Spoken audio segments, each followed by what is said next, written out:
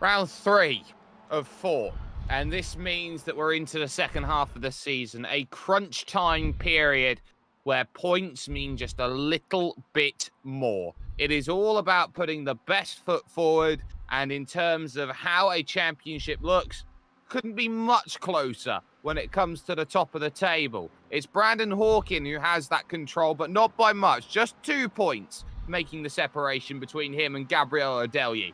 But behind that, Filip Matreski, 1 point further back of that, may just have something to say between now and the end of the season. There are still drivers who can make inroads. Pablo Espes, Jason Cooper, James Clark, they're all there. They've all got a chance here as we head to Road Atlanta, the Petit Le Mans of Petit Le Mans. And this, a really, really crucial 2 20-minute races that are coming up. My name's Jake Sperry. I'm joined here with John Vining, here to bring you all of the coverage and the action here today around a track which, for all intents and purposes, brings everything that you want. 20 minutes in the first race and a random invert for the second race brings up another 20 minutes. But John, going to bring you into the conversation. You're going to have to do it the hard way if you're Brandon Hawkin today, because he finds himself in the wrong position at the wrong time. That wrong position I'm talking about is being left with a qualifying ban for this week, which means that any work that he has to do today will have to come from the back of the grid. Yes, definitely a tricky situation for Brandon Hawkin. He's got it all to do with that qualifying ban. He does have the pace to make it through the pack. We've seen it in the reverse grids. He is able to make his way through past the cars and be in contention for the win. The question is he able to do it here in Road Atlanta with the drafting and how we expect the field to be very, very close? It might be a challenge for him to do it this time.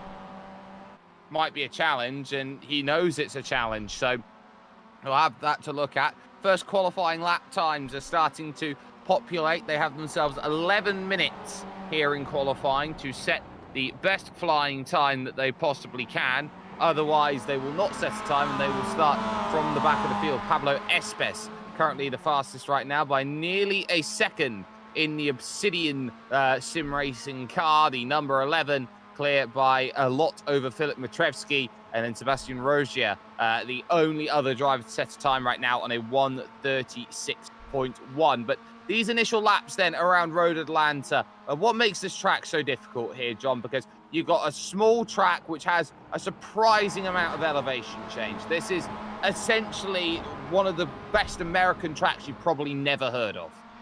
The biggest challenge here would have to be the bumps. This is an old surface. There's a lot of curbing that you need to use to go fast, but it is tricky with this road car suspension to keep the car planted around the lap. You can watch the suspension moving in just about every corner, particularly here down the hill and up the rise at turn 5. It's really, really interesting. And another dynamic is iRacing just had an update, so the vehicle dynamics, the suspension, everything all changed. As we have Matreski going off there, but all of the setups have essentially been thrown out the window, and they've had to rework their setups very, very quickly for this event at Road Atlanta. They absolutely have, and the fact that they're having to work on setup quickly, they're having to get up to date with how the car is going to handle. It's going to be a new challenge. It's going to be difficult, and the adapting process might leave some drivers who are good in the opening weeks, the opening 2 weeks, maybe not so good in the third and fourth weeks that we have here going through. So Pablo Espes still in control, but qualifying a second clear of Lars Fischer now, who's moved up into second position, and Daniel Ariel Munoz moving into fourth place, just starts to populate up and get close. But we know how important it is to get a good time. Track conditions, it is really cold. It's 19 degrees, so there is not much really to have a talk about, an understanding about, except it is cold. It will take time for tyres to get up to speed. Fischer and Cooper both speed up to 34 6s and 7s respectively. It does take a good 2 or 3 laps to get the tyre temperatures right into the window that everyone wants to be running optimal. Yeah, drivers have told me before this that they think the 4th timed lap might be the quickest here. So, so 4 laps, that's that's almost 6 or 7 minutes. That's half of qualifying just to get to what you hope to be your best lap. So just about every single minute of qualifying is already accounted for these drivers, and couple that with they're trying to find drafts. You see teammates like with Lars Fischer and Jason Cooper working together, trying to give each other the draft. Well, at some point you've got to help your teammate back, and there's only 15 minutes to do all of this, so it's a lot of work for these drivers to figure out.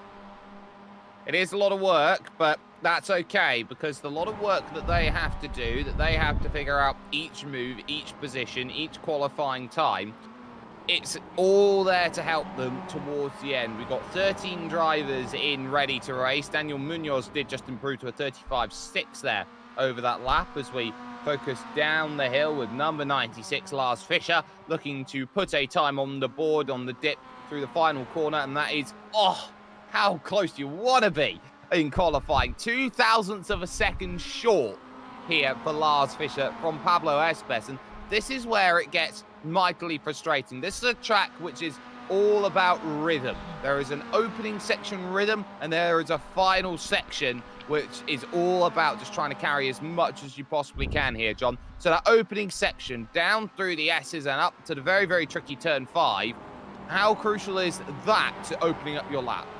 Oh, it's crucial. There's not many corners here at Road Atlanta, and that's 4 or 5 of them all in one go. You've got the crest at turn 3 where you pitch the car skywards into the air, the right front going 2 feet off the ground sometimes with some of these drivers, and then you got to land quickly and go back down the hill without even thinking about taking your foot off the throttle, because if you do, you lose all of your momentum. We'll watch Pablo Espes here go through the motions using every inch of the curb on both sides of the racetrack, flying down the hill. Now this is the tricky part. A lot of precision needed here to time the bumps, pitch the car on the curb to get the rotation, and then fly back up the hill and grab a gear and head towards turn 7. Yes, that's where you need to find as much pace as you can. These two 90-degree right-hand bends, though, turn 7 and as well, turn 6 and turn 7 as it's known. This is where you just have to be patient, and you'll have 2 flicks, 8 and 9. They won't count in terms of really having much effort. Jason Cooper goes fastest in the 5-star car, moving up the 34 flat, getting a bit of help there from Lars Fischer, and at an important time as well, because it's not long to respond, just 5.25 minutes on the clock. So a 34 flat, more than good enough. 2 drivers who haven't set times either, Ryan Pandischio and Danny Yes Sir, haven't put times in on the board either. So there is still that opportunity to improve. Down at the bottom of the times is Jakub Krafek, who is in the number 6 car, 1:37.3 currently is the time. But once more, dropping down the hill, and over the line goes Matrevsky, who will improve, but not by much, to a 34.5. We'll be worried a little bit behind that Pablo Espes is probably in the window to try and take advantage of the draft. Yeah, he should be in the window if he can time his lap. Looks like his sector 1 wasn't that great. It was a 40.488 compared to Matrevsky's 43.40 on the previous lap, but he does still have 4 minutes on the clock, so he's got time for 1 or 2 more laps for sure. There is time, and got to be quicker, and it won't help there that Jakub Krafek just went off there at turn 5, just in front of them. So that would have brought the smoke screen out. They would have been maybe a little bit more, not quite what I want to be seeing as they go through, but crucially, they will keep their lap times going. They will keep it on the straight and narrow, and the top 4 looking very quick, and then it is Robert Dendy in position number 5. So it looks like those drivers will be trying to make the most out of today. They have those 15 minutes, of course, in qualifying, and it's worth noting as well that once the checkered flag comes out, all drivers are allowed to finish any lap that they go and start. So they do have that in the back of the mind. They can finish those laps if they get themselves round. Yeah, just 3 minutes now on the clock. Let's see, we're watching Lee Martin here. He's on track to improve and potentially take 7th away from Munoz. Let's see if he's able to do that crossing the line. It's been a lot of PB sectors for him. That is a 35.471, so Lee Martin does move up into 7th. Quite a good battle there between 6th, 7th, 8th, between Robert Dendy, Lee Martin, and Daniel Munoz. Just enough time now for 1 or 2 laps, but he is now just in front of Pablo Espes, potentially giving him the draft for this lap. Maybe Espes timed this one just right. Maybe he did, and that might be the key, moving up through the S's section, trying to just take as much track as possible, trying to find as much advantage. We talk about how crucial this MX5 draft is, and Espes not taking all of it here, doesn't want to throw away all of the run through these 2 right-handers, wants to have enough room to carry into the next right, straight to the inside, trying to get out of the way is Lee Martin. He just about does so, but that would have cost about half a tenth or so for Pablo Espes, and at the best part, doesn't have a run, so he's backed out of it. He needs to be back even further if he wants to run at the one place he definitely wants it, but now they're playing chicken down the straight. Yeah, looks like that'll be it for that lap. Espes might have time for just 1 more lap before time runs out. Let's see, Lars Fischer is on for a decent lap, and as is Filip Matrevsky, potentially improving, but maybe not enough to overtake Espes. Let's see how he does. He improves to a 34.501, so just slight improvement of a few hundredths. So very consistent qualifying for the Ronin Simsport driver, but not able to get those last couple tenths to overtake Fischer, Espes, or Jason Cooper. No, he can't get there. Adelyi's in the pit, so won't go out and set another qualifying lap time. No Dendy out there either. It becomes a game of who is the last driver over the line. Matrevsky's pulling the car over, it seems, so that looks like that's going to be his qualifying done as well. So who is left? Lee Martin's not going to be there. He's just battered the wall, so he's in trouble. So for Fischer and Cooper, are they going to be the 2 against each other trying to spur them on? No, they're both going to dive into the pit. So this might be a very, very anticlimactic finish to qualifying. Pablo Espes out there, Daniel Ariel Munoz out there as well. So those 2 might just be the only drivers, with the exception of Danny Yes Sir, who is out there and will have the ability to set a flying lap time. So those are the only 3 drivers out there. Munoz and Espes together on circuit will now be running up here through the middle part of the lap behind the RVs in the infield and looking towards the next important right-handers that come along, and that's a mistake from Daniel Ariel. That will end his qualifying, which leaves just Pablo Espes then, it seems. Checkered flag will soon drop. So if anybody can, it's going to be him. He's the last one out there on the road trying to find his lap time. It looks like he's not on for it. It's only a 35.1. There you go. That is the end of qualifying. So that is it. No time. No time left. So Jason Cooper then will be your pole sitter on a 134.011. Lars Fischer then will be alongside for the ride in 2nd position, making sure it's a 5-star lockout with the front row. Pablo Espes will go from 3rd, with Filip Matrevsky in 4th and Gabriel Adelyi in 5th position, just 0.6 of a second splitting them. Following that then is Robert Dendy, Lee Martin, Daniel Ariel, and then you've got Sebastian Rogier and Jacob Krafek there making up the top 10 in qualifying. The 3 who didn't set times, Brandon Hawkin, Danny Esser, and Ryan Pandischio. They are going to be the 3 to keep an eye on, as their progress through the field will be monitored here, John. Yep, just 1 more minute to grid up now for race 1. Again, a 20-minute timed race. We're expecting about 13 laps, which is right on it for some of these drivers' fuel settings. I've seen them run out in some race simulations, so they'll be certainly watching that if they're trying to be aggressive. But again, with Jason Cooper, Lars Fischer up there, they are clearly the favorites after qualifying. A lot of good teamwork shown. Again, the other big story is, can the championship leader, Brandon Hawkin, work his way through the pack?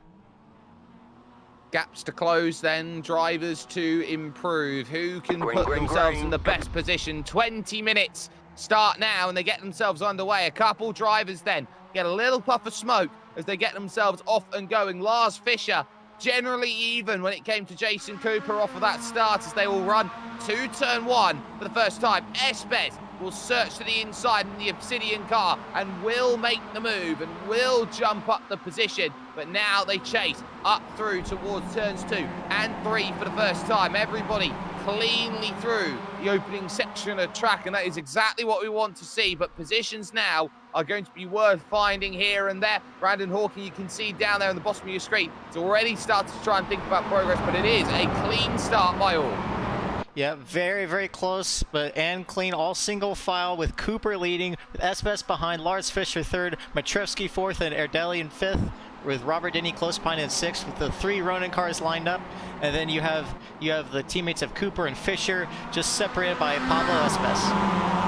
Just by Pablo Espes out there, they run through then turn 7 and now lead to 8, 9. And then the 10A, 10B section. This is where you expect moves to happen on this section. Espes moving to the outside. So too trying to follow in the wheel tracks then will be Philip Matrevsky on Lars Fischer. So the wrong side of the road's to be on the right side of the road, it seems, at this point in time. How will they go on the brakes through the left and right? Looks like it's going to be easy for Espes as he takes the race lead over and away at the end of the opening lap's worth of battling. But this is a pack mentality. We talk about it with MX5 racing. You've got to stay within about a second. If you can't, then life just gets that little bit tougher. And already Brandon Hawkins finding that out, because he will have to chase down Lee Martin. In the background, there's a pass then for position, as it looks like Daniel Ariel moves past Robert Dendy.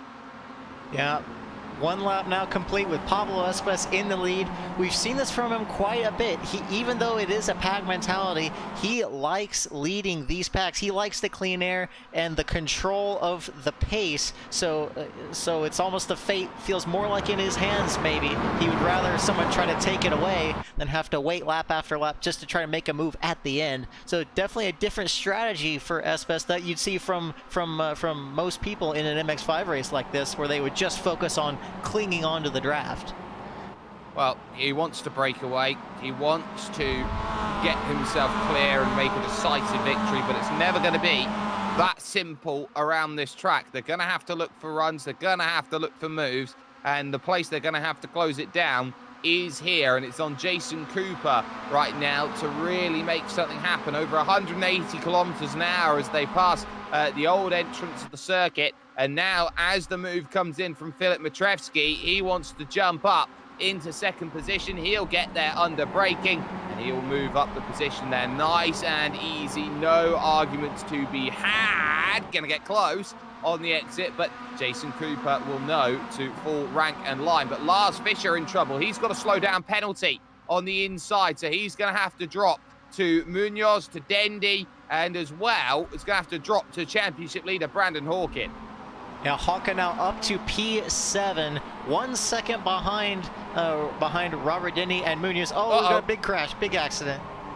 We do, and that is Lee Martin once again struggling out here, going sideways through the opening section of corner there, and Sebastian Rogier with nowhere to go and getting caught up in it. So Rogier will have a little bit of damage, or have a slowdown penalty to deal with, get himself back going, but that just opens up the back of the field and leaves everything a little bit more sparse and spaced at this point. Next up, though, will be who can make moves. And I tell you what, Brandon Hawkins worth keeping an eye out on. He's on the back of Robert Dendy, and he'll be looking at 6th position with that move. And if he can manage that, he'll just slowly claw back those points. He'll make sure the damage is a little bit less to those in the front 4 out there here in this one. Almost a quarter of the race then, John, scored in the books, but number 99 is still looking to be 100. Yeah, he's making the move now on Robert Dendy. Let's see if he is able to pull it off. He's going side by side now into the chicane, into 10A. Deep on the brakes is Hawken. Grabs the apex, little bit of grass, and he's able to make it very clean move. Stick. Now up the hill, and Hawken moves into 6th position. Just maybe 1 second behind Munoz, maybe getting a sniff of a draft off of that MX5. after Munoz, it's going to get very difficult. You've got the top 4 working together, and there's a big space of dead air. Nothing for Brandon Hawken to sniff off of. So we'll need to see his true raw pace come through if he's going to try and close the gap to the top 4. Yeah, he'll definitely want to close that down. He'll definitely want to try and move forward if he can. He knows how important it is to move forward, but as that change for the leads come through and Filip Matrevski now has control of it, Pablo Espes has to be thinking about when's the right time to jump back. He likes to lead from the front. He likes to lead from example, but when you've also got Gabriel Adelyi there around you, you can't be really affording too much of an issue out there on track. You can't be affording to waste time finding small moves here and there. You don't want to be wasting the work that the front pack's doing of 4 to leave Daniel Ariel Munoz and Brandon Hawken back there. They've already got 2 seconds to try and chase down at least at this point, and now you got to work. Adelyi might try and box in Pablo Espes, who thought about moving out, trying to cover it off, but now he's got nowhere to go except around the outside of Adelyi, and he's going to manage it. So he holds for the moment, but suddenly it opens up here against Adelyi. Jason Cooper saw that, a very aggressive line take, and then wants to get this back. So he'll slip to the inside through the final corner, and thank you very much. He'll take the place. It may not be. Oh, he just is able to clear himself and take the racing line into turn 1. So fairly hard fought, but still another strong, good overtake by Jason Cooper. Again, just one little battle like that, and they lose 6/10 to Espes in front. It's shocking how quick these gaps can open up, how important it is to work together with these MX5s if you want the overall pace. That is where Cooper and his teammate Lars Fischer shined in qualifying, was that teamwork. But now they are split up. Lars Fischer is down in P8, and Jason Cooper is all alone in 3rd. He's got nobody that he has any pre-standing deals with. So he's trying to tell the body language of other cars, hey, are you going to help me? Are you going to push me to this so we can both win, or are we going to have to fight it out for 3rd? Speaking of fighting it out, they are fighting it out at the back of the field as well, because Jakub Krafek's just been pushed off the road through turn 7. Just saw him there entering the front of shot as Lee Martin and Sebastian Rogier look to try and go for position. Rogier in the end losing out to Lee Martin then by position, but it's 2 groups of 4 out there at the front, and all of a sudden where it looked like nothing was happening at all, it's now Gabriel Adelyi moving up from 4th to 2nd, and blink and you miss it. He's on the outside, but he's boxed in with the way that Pablo Espes is just guarding the inside, and it's Espes' turn to make sure, no, I'm not going to be the one who allows you to go through. Yeah, starting to look like the 2 Ronin Simsport cars up front are trying to take control. If they can get together and start pushing each other, they might be able to break away, or at least thin the pack, drop off either Espes or Jason Cooper. Because you see now with Matrevski up front with his best lap of a 34.6, the pace is still fast despite the track temperature slowly heating up. You've got Brandon Hawken now 1.7 seconds behind Jason Cooper, so not really picking up any draft yet. He'll need to get about half a second to 3/4 of a second closer before he has any help. But once he gets it, I would expect him to close the gap very, very quickly. Yeah, and that gap closing is going to be the key. So you look at Filip Matrevski, he knows that he's got a lot of time at the front of this pack, not even at halfway. Through will now look Pablo Espes for the race leader. Adelyi might force this one 3 wide, and absolutely will. So take your pick at turn 10A. Espes taking the middle of the road is going to make sure that he gets through. The 2 Ronin cars, they sit there 2nd and 3rd, and only for a moment. So here comes the look then from Jason Cooper, and just look in the background who's slowly sneaking onto the back of this group. You can't get rid of him. He's the championship leader. He's Brandon Hawken. No, you can't. He is on the way. He's not on the way. He's there, as a matter of fact. With this battle, that's erased over 1.5 second gap, and he is now all over the back of the 32 of Matrevsky. So it is now a 5-car fight for the win. So Brandon Hawkins starting at the back of this pack due to the qualifying ban is now in the mix once again for the win with 9 minutes and 45 seconds on the clock. So he only lost half a race, but now he enters the discussion from 5th position. How does he navigate through 4 very, very quick and accomplished drivers as they run through the big right-hander at turn 6 and now leading towards turn number 7? Every single move will be scrutinized, and you don't want to be the one who gets dropped off the train.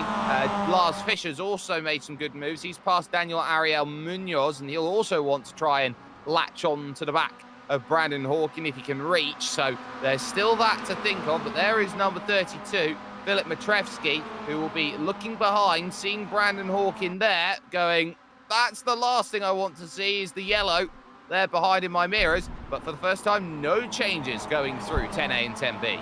Yeah, fairly straightforward, calm lap for the leaders, almost as if they're saying, okay, take a breather, let's regroup, let's come up with a game plan now with for these last few laps, trying to find the weaknesses of each other. As we see Erdelli take a look up the inside, Jason Cooper, and he's able to keep 2nd position just about, but very, very close now with the top 5 with Hawkin. I'm sure he is going to be pushing the pace of this pack, because 4 cars is a lot.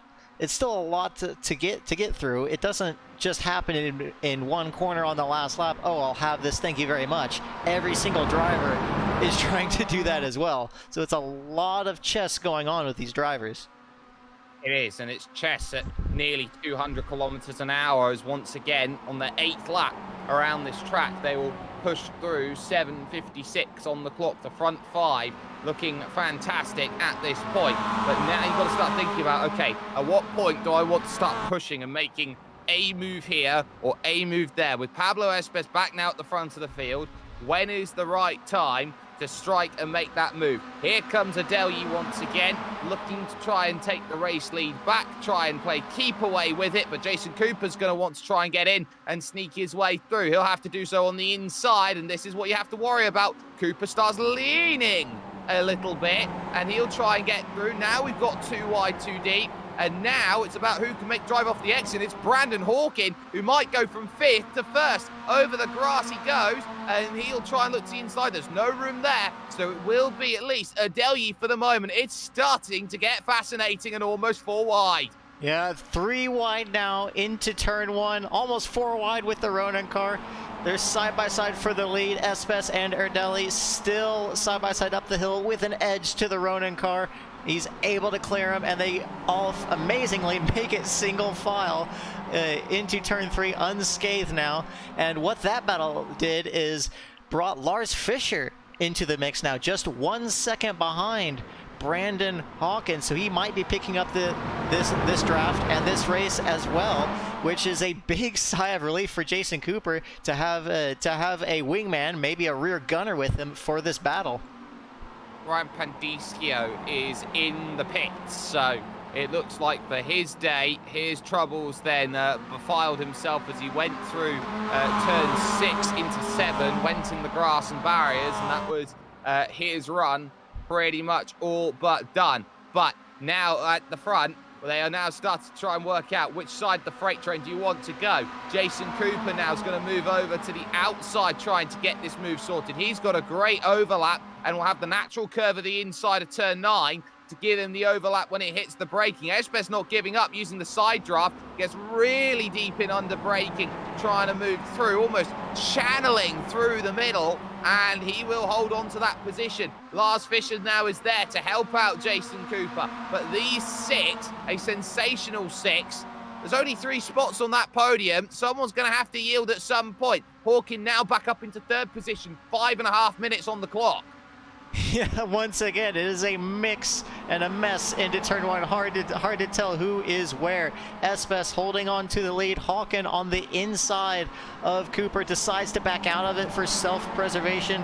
And again, single file now down the hill up towards turn 5. Espes in the lead again. Jason Cooper second. Hawken in third, your championship leader, with Erdelli in fourth, Lars Fischer in fifth, and Filip Matrevsky in sixth. This is your fight for the win for race 1 with 5 minutes on the clock. You've got Munoz still in the picture there, about 3 seconds back. Even he might be able to get a sniff of this. It's, there's still all to play for, and he just might get into the draft of the Ronin car. He may just, and Daniel Ariel Munoz might want to throw a spanner in the works. Has been outside for championship talk, but definitely as a race win bounty hunter, he will certainly look for that. But Jason Cooper, once again, will move to Pablo Espes. There's a race, first, second, third, fourth, fifth, and then sixth positions. But it's starting to just break up ever so slightly between Lars Fischer and Filip Matrevsky. They've got to stay with this group now as Cooper to the outside gets a big tap, and round he'll go with some help. Hawkins scatters into the grass. Can he keep it out of the wall? Yes, he can, but a big moment there, and Pablo Espes takes the race lead, but at a crucial point in time where there was next to no contact between them, and it was enough to send Jason Cooper around. It was, like you said, it was just enough, just a nudge. When you're at 10/10ths in these cars, they don't have a lot of grip. So if you just breathe on them at the wrong moment, they can step out like that. It's very unfortunate timing, but thankfully, looks like everyone just about made it out unscathed. It did split the pack up a little bit. Only unfortunate was for Jason Cooper now, who's 8 seconds back. Looks like he is now out of the mix. There's still the 6 cars of Espes, Erdelli, Matrevsky, Fischer, Munoz, and Brandon Hawken now. We would expect this pack to slowly close up with the next 3 minutes. And again, Hawken is 3 seconds back, but I would still expect him to be in the hunt for this win.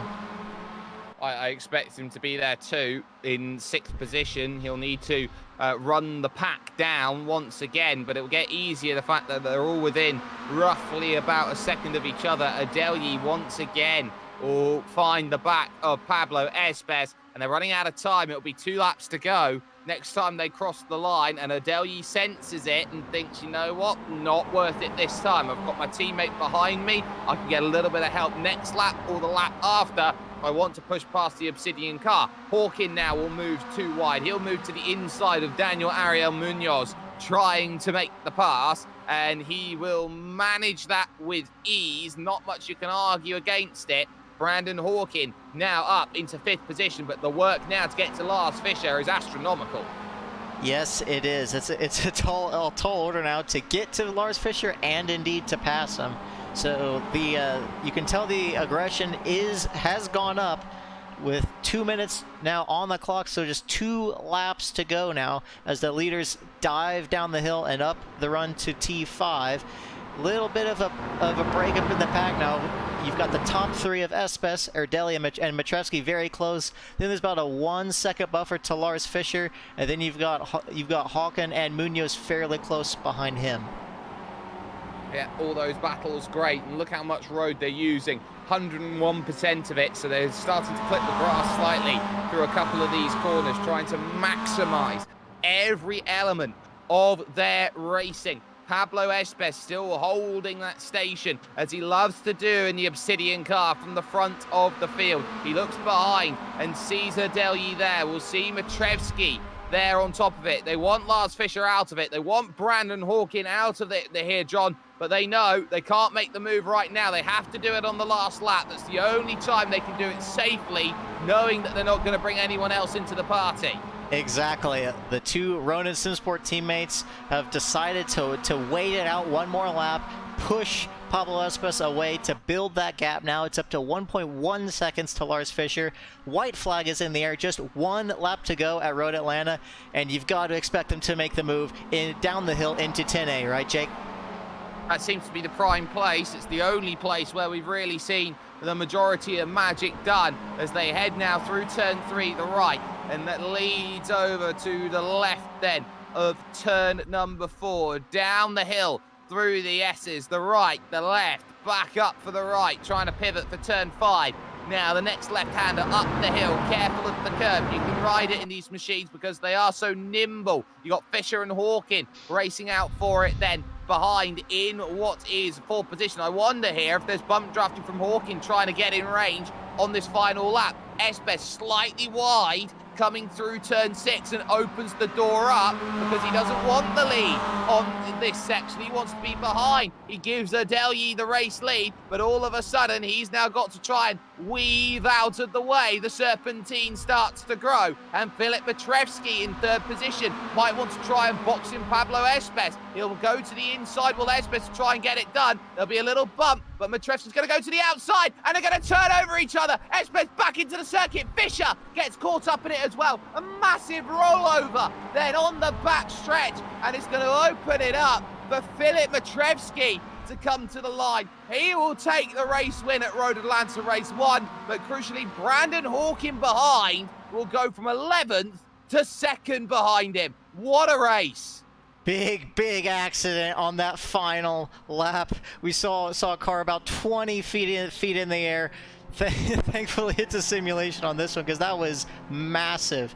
What a race to the end. Matrevsky taking the win by 0.6 of a second over Brandon Hawkin, with Pablo Esbeth in 3rd, rounding out the podium.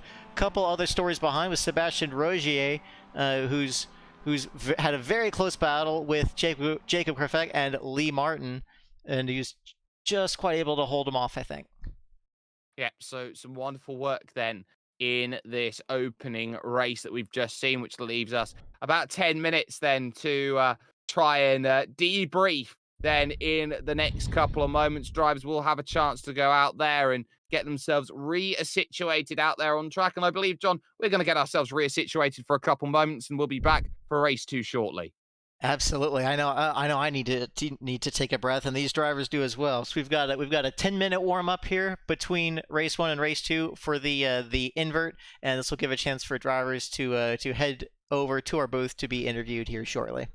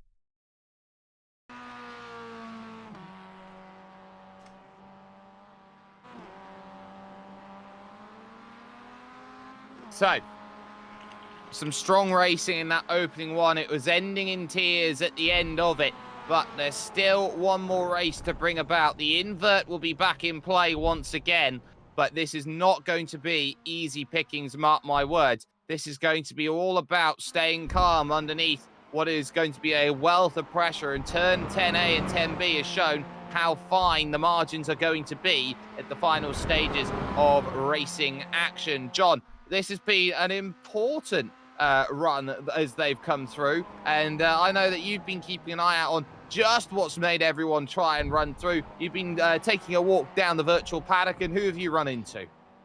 So we just ran into Lee Martin. We'll grab him here into our booth.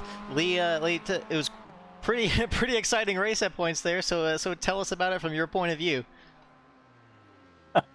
I was doing all right till I forgot that it takes 3 laps to warm up the tires now. Yeah, certainly after this new update, the cars have changed a lot. How did that affect your preparation and your strategy for these 2 races?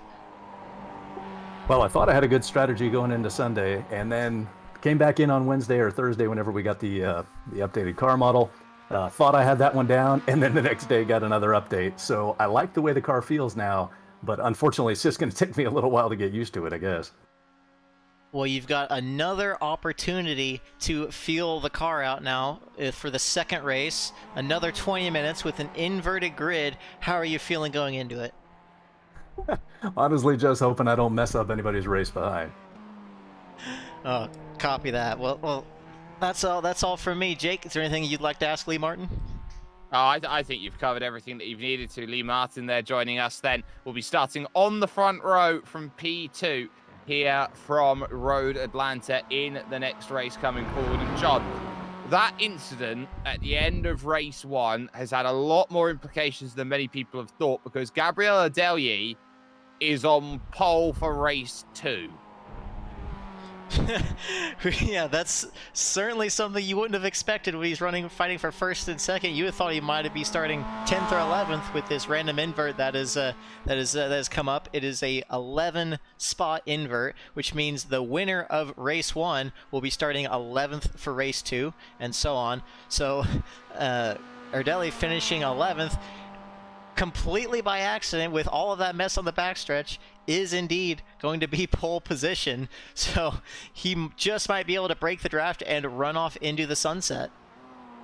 He might be able to do that, and that's the key. He's got to get the place, or got to get the time early. His nearest challenger, you'd say, on pace today was Jason Cooper. He'll be going from 7th on the grid, so he's got 6 to get through to reach the lead, 5 to get by in order to rush up to where is needed out there overall. So you know that in those opening 5 minutes, those opening 3 laps, when you get the tires up to temperature, that's where you've got to make the money. That's where you've got to make the most of races like these.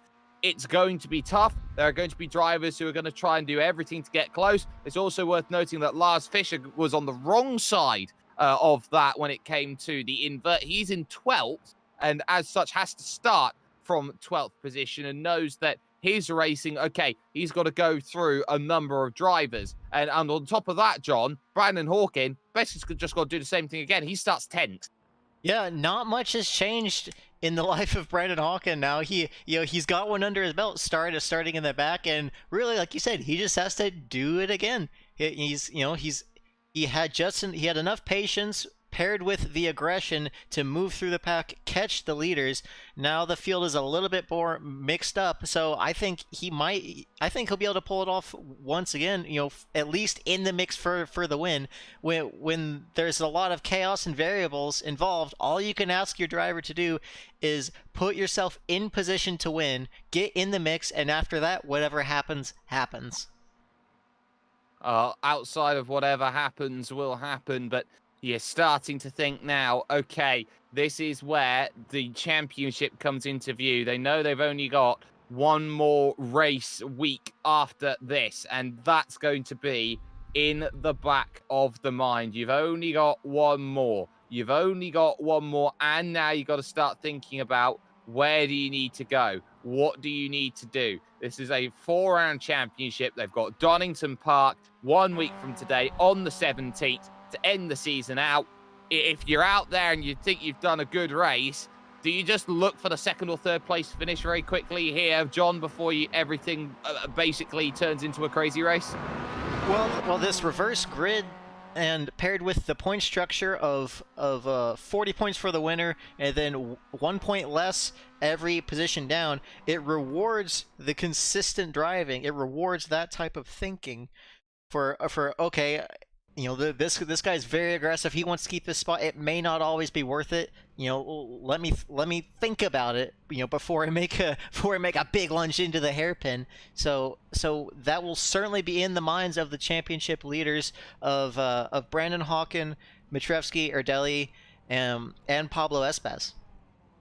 Absolutely. So Gabriel Erdely will be on pole for race 2. It'll be Lee Martin alongside. Following that, Sebastian Rogier and Jakub Krafek on row 2, Danny Esser, Robert Dendy, row 3. Then it's Jason Cooper, Daniel Ariel Munoz, Pablo Espes, Brandon Hawken, Philip Mitrevsky, Lars Fischer, and Ryan Pandischio, making up the 13 drivers then ready to tackle this track. It's once again 20 minutes. It is once again bring it to the top. It is green flag in the air, and we are underway. And it's a horrible start from the front from Erdely. He looked like the clutch maybe faded as he went off, and he's lost 2 places immediately off the start. It might be a 3rd to Krafek. It probably is a 3rd to Krafek as they enter the first corner then. But on that inside, being aggressive, he's going to try and work back those 2 places. But everyone now starts to try and dive and find a little bit of room here and there, a little bit of a hip check. Clear out at the front is going to be the green machine of Sebastian Rogier, who will now try and run away. Krafek in 2nd, Erdely 3rd, Danny Esser, Robert Dendy, and then Pablo Espes in 6th as they climb the hill. Big Gap between the leader of Rogier and P2 of Krafek. Very, very good start for the green machine, as you said. We'll see if he can take advantage of all of this. He's already out of draft range as there's a fight for 2nd with Erdely trying to sneak around Jakub Krafek. Might be able to pull it off as the field winds their way now down the backstretch, winding through the gears up to 5th gear, top of the rev range at over 180 kilometers an hour. There you see Rogier in the lead. Erdely now has made it into 2nd just about. Still side by side with Krafek, and Danny Esser now in the mix as now they're 3 wide behind him going into the hairpin. And we're going to get 1, no, going to get 2 around in the back, and one of them is Robert Dendy, and the other one of them is not going to be ideal at all. Who was that got caught up in all of it? So that'll be someone taking a tow, most likely. No, sorry, it's Daniel Munoz who's been caught. So both of them find themselves in trouble in the opening lap. 3 wide into that section, very easy to slide, especially on the colder tyres. And whoever gets them up to speed quicker is going to be in a much better position. But crucially, it's allowed Erdely to break away over the course of this. Danny Esser in 3rd, holding up the group behind. This is perfect for Erdely. Yes, it is. It's made it a 2-horse race up front, but we know Erdely has a lot of pace, so we would expect him eventually to get around Sebastian Rogier and potentially drag both of them away from this mix. So the question right now is how quick can Espes and Cooper and Mitrevsky get through this pack of cars? Well, that's the ask, and the ask is going to be answered in a moment because Espes holds off Jakub Krafek and tries to get through and will manage so. But that will also come with a caveat in the fact that it's going to allow Jason Cooper the opportunity then, and they're going to start leaning on each other. But you're on the wrong side of the train, my friend Jakub. If you want to try and get the draft, you're going to have to move over, and that's not going to work. That's also going to put Mitrevsky trying to go all the way to the uber inside to get that lead change. Erdely now, your race leader's taken 2 laps to get there, but on the break, suddenly in 3rd place, it's Pablo Espes, and now the Espes train can start rolling, and he'll be chasing down Erdely as much as possible. Mitrevsky and Hawken will need to get through. Danny Esser pushed to the back. Lars Fischer also trying to get through. Yeah, we're starting to see the players emerge once again. Espes, Cooper, and Matrevsky have gotten past Krofek and Danny Yesser now, and they are going to try to march forward to Sebastian Roger and the leader, Erdeli. That's a tall order, because Erdeli is 3 seconds clear of Pablo Espes in third. A lot of clean air to work with. So the drivers in third, fourth, fifth, and sixth have a lot of work to do to close that gap. 3 seconds to chase down. They're going to need some help in order to bring that one back in. Not impossible, but improbable at this point. So they can still start playing the chop and change game if they want to close themselves up, but at least for the time being, they are settling down now. It's a group of 4 that's chasing. Espes, Cooper, Matrevsky, Hawkin. No surprises there. Fisher's got through on Krafik and Yesser, who will now race with each other, and Pandiscio behind. Lee Martin has been dropped down to the back as well in terms of racing. We'll take a little onboard look then from number 99. This is Brandon Hawkin trying to stay with the 3 in front. No reason to go out there and be aggressive. Jason Cooper's going to move in front then, and they're not going to argue too much when they reach the braking zone. That's going to be the key to how they move. Don't argue at the braking zone. Just take the lumps and bumps, and in the final couple laps, that's when you can start trying to make that happen. Yeah, very civilized for third through sixth, all trying to work together to close that gap. Still at about 3.2 seconds from first to third, and keep in mind they do still have to navigate and overtake Sebastian Rogier, who's putting in very respectable times in P2. So I wouldn't expect him to just lay over for these guys. There is championship implications, but Sebastian is there for himself as well. He wants to be on this podium. You know, he has every right to be, so he's going to try and hold them off. He is, and he's bridged between the divides at the moment with Jason Cooper up there leading the chase. Matrevsky and Espes there, all trying to get through. Behind that, still good racing as Pandiscio's gone through on Jakub Krafek, so Krafik's going to have to look to try and get through, but still too wide. They go through. Matrevsky and Espes now starting to dance amongst each other. They can't afford to dance too much, otherwise they'll let Jason Cooper run off. Yeah, absolutely. We expected these guys to work together a little bit more, but still, Espes is playing to type and doing his best to lead whatever pack he is in. He wants to be the one in control, and he's trying to get there with assistance on the back bumper, courtesy of Brandon Hawkin. They're going to push around Matrevsky, and Matrevsky trying to get back on Hawkin on the brakes, but it looks like Hawkin is going to take that position away from him and claim 5th for himself. No point arguing with the SRC Movano Corsa driver. That then for Matrevsky is going to have to be patience. There will be side-by-side into turn 1 now. All of a sudden, the gap's still 3 seconds out there as Jason Cooper moves to the inside, takes it away from Sebastian Rogier, and now Pablo Espes will just get a great run up the hill heading towards turn 2. So thank you very much. He takes it at 3, moving through the left at 4, and as he'll drop down the S's, he'll know that Brandon Hawkin is there looking to attack maybe off the exit of the S's, and this is where you just got to be greedy. You've got to be aggressive. You've got to find where drivers are weak, and he'll slip up underneath and say, thank you very much, leave the room, I've got overdrive. This is how quickly a driver can be overtaken. Yeah, when there is a pack working together, it's difficult to stop them. That they all decided, yep, we need to get past this guy, let's work together, let's push each other, and all of a sudden it was like they had 50 horsepower more than Roger, and he was just about a spectator in that event, unfortunately. He is clinging on to the draft of Brandon Hawkins, so he might be able to be in this mix for the long term if he can just hang on until those last few laps when it all kicks off, as we know is going to happen.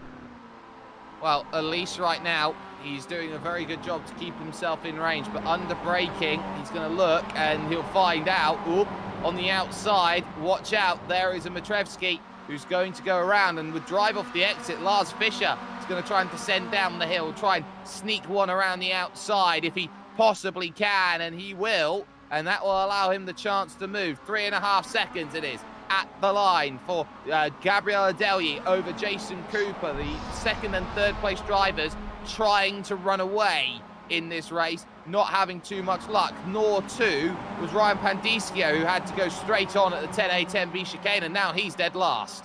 Yeah, very unfortunate for Pandisco. A couple other battles in the field is the fight for 9th between Lee Martin and Daniel Ariel Munoz, just a few tenths separating them, and I wouldn't expect them to be separated for the rest of this race, as they're very close competitors, and we know the draft is strong. So these two will be in it for the long run, fighting for that 9th spot and that extra point. That extra point is important. Now, when you talk about an extra point, you've got to try and gain a place. You've got to try and gain everything that you possibly can, as there is one Jakub Krafek who is going to get the pass done on Robert Dendy, but every place matters now.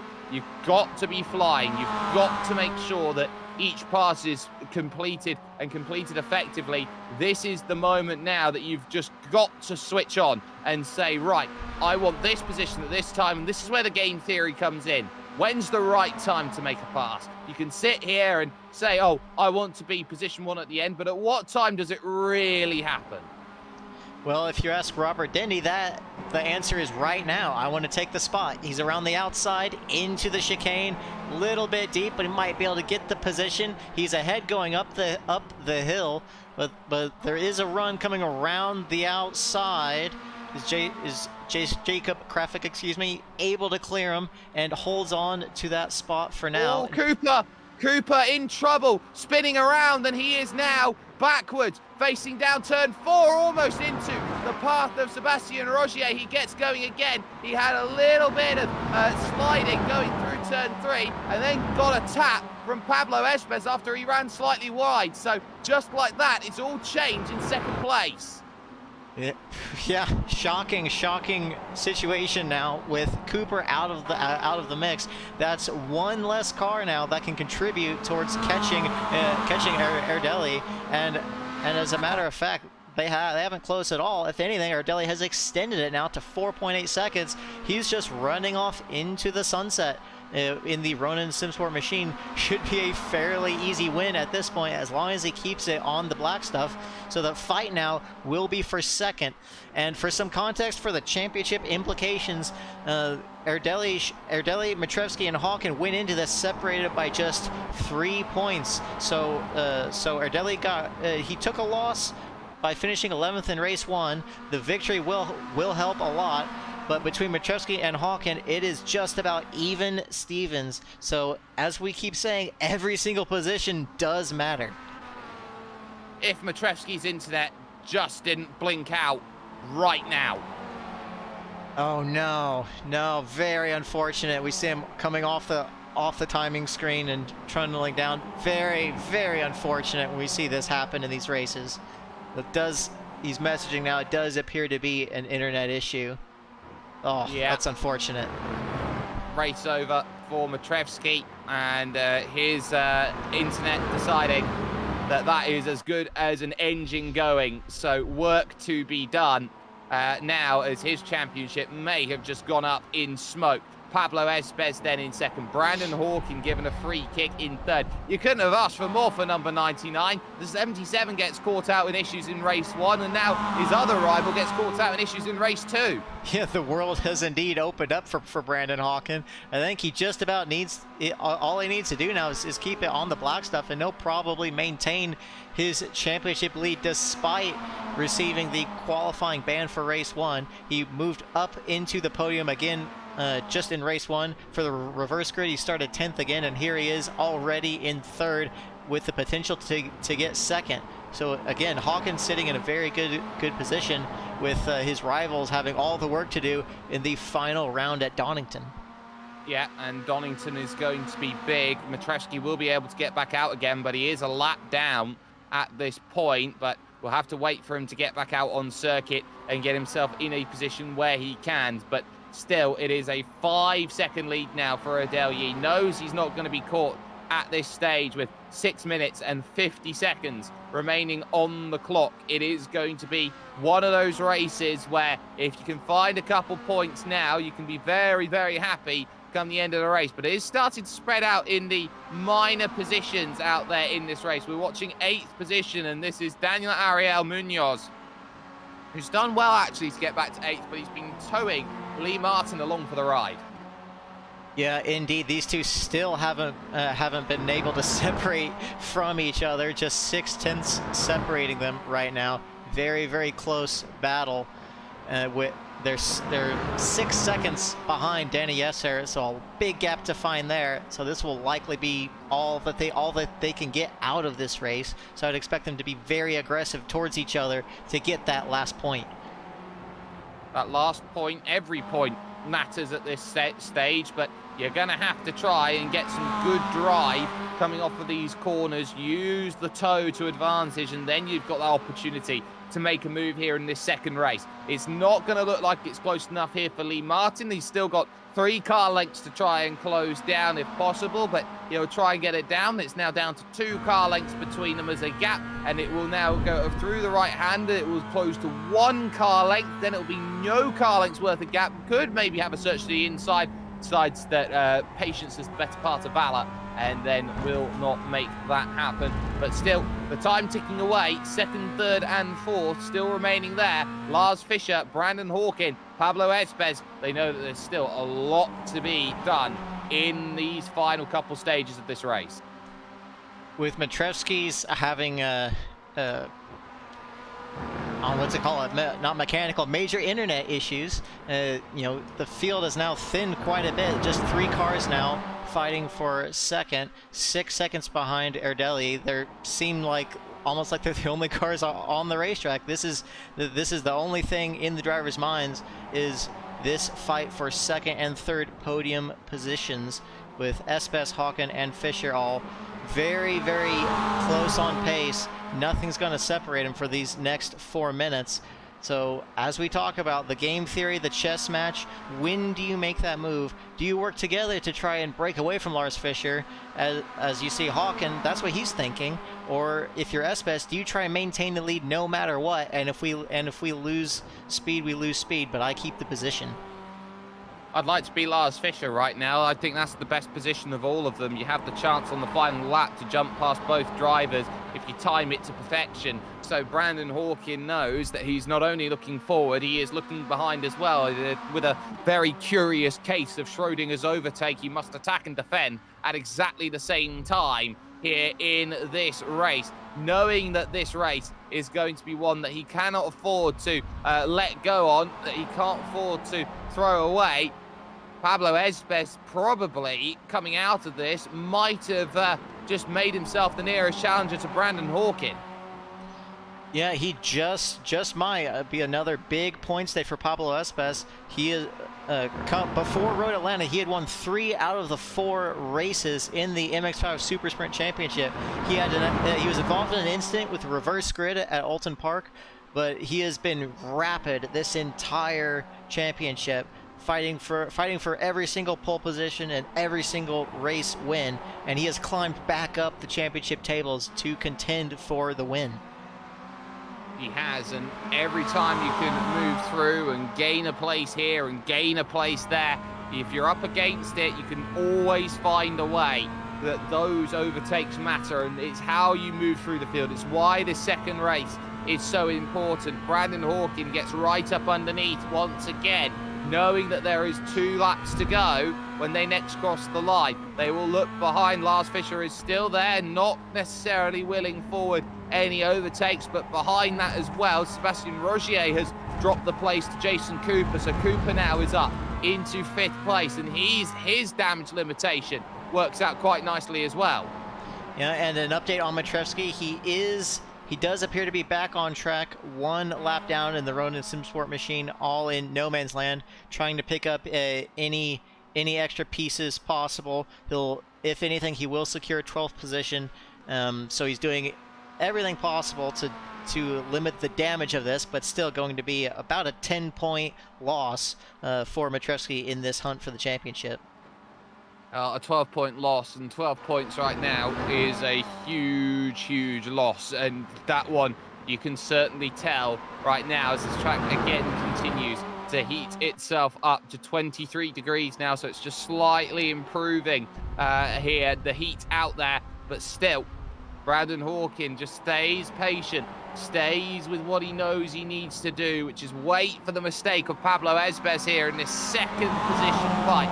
And you start wondering here, John, if you wait and wait and wait long enough, it becomes more telegraphed what you need to do.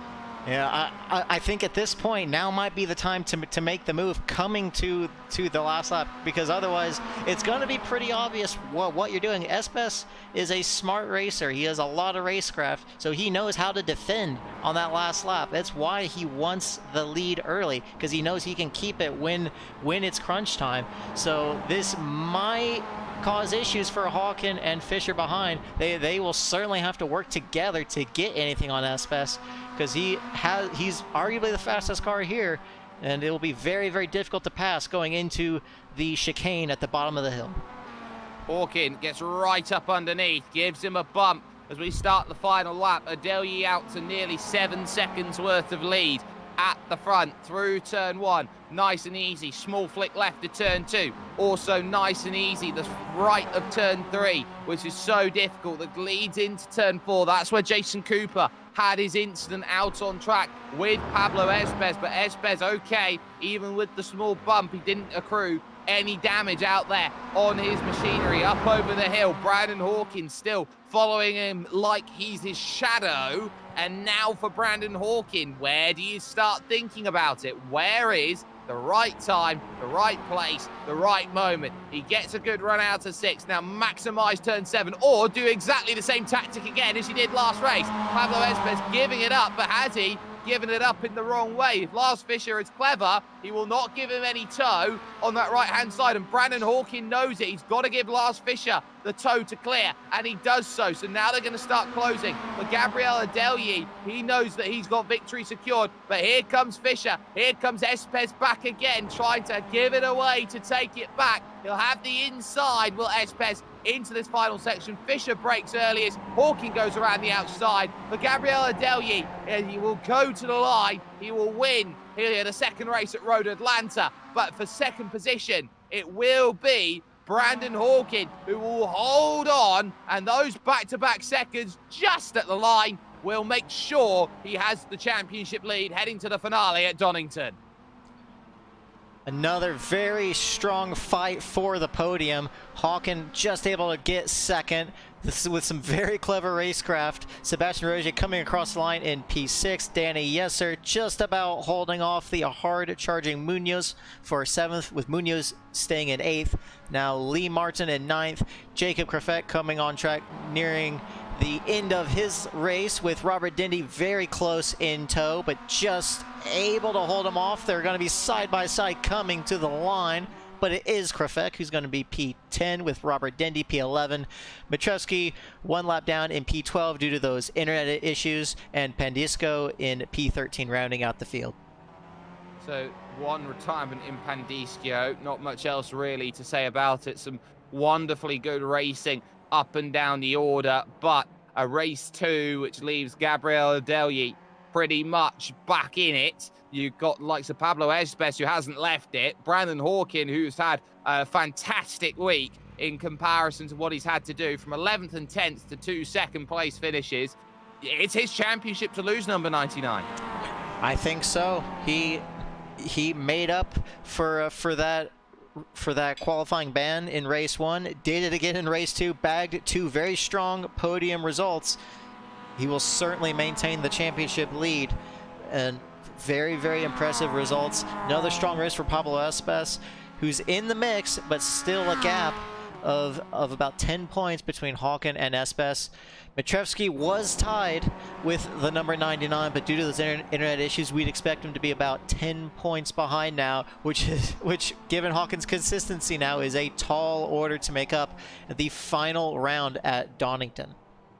Yeah, that final round is going to be crucial. When it comes to Donington Park, it is a much, much different circuit here to Road Atlanta. You have to take the lumps and bumps as it goes through. The likes, of course, of the old hairpin, running up through so many important corners. It's now a case of what do you do at the right times when you get to Donington Park. You have to start questioning this one now, John. When you're in the lead, you've got yourself an opportunity. Now is the time to go out there and make something happen. But we are going to be getting drivers here as we take a little walk across the pit lane as we go through. And I believe you found Brandon Hawkin, who finished in second position. Yes, we just dragged Brandon Hawkin into the booth here. Brandon, you've had had quite the day. You had the qualifying ban at the start for race 1, but you're able to navigate that and get back a couple podium positions. So tell us about your day. Yeah, it was a fun one. Had basically two back to first challenges.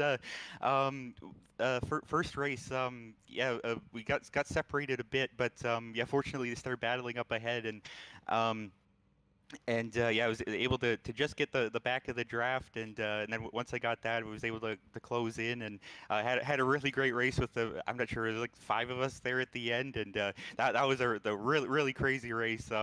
There was a spin just in front of me there with a couple laps to go, and I was like, oh man, it's over. But then the ending got really wild, and I was fortunately able to make my way through that crash there at the end. I don't know, it looked like a car just got like rebounded off the wall and get sent straight back up into the track, and I just happened to be in the right spot at the right time, and then the second race, it was a lot of fun navigating through traffic there, and everybody did a really great job. It was really clean race from everybody, and we were just too far back from Gabriel there after we got up to the I don't know, I guess around like 4th or 5th or so, and he was just gone. So so it was pretty much a battle from second from there, and there's definitely some championship or like I was there were definitely some championship goals there, and I was able to finish in a really good position there in both races. So I'm really happy with that, and looking forward to the next one. Should be a good time. Well, great job, Brandon. A pair of podium positions, and we look forward to seeing you again at not Mid-Ohio, Donington for the final round. Thanks for your time, bud. Donington should be a fun one. Thanks, guys. Have Yes, a good sir. one. So there you have it. Brandon Hawkin, who ended up finishing 2 races in second position. We'll now look at one driver. We'll talk to one driver who managed a victory in the second race. Not so fortunate in the first one. Gabriel Adelyi along with me. Now, Gab, let's talk race 1. You're right up there in the mix, final lap. And that's just the way that sometimes racing goes, that you find yourself in the wrong place at the wrong time. And your incident with Pablo Espes, talk us through what happened.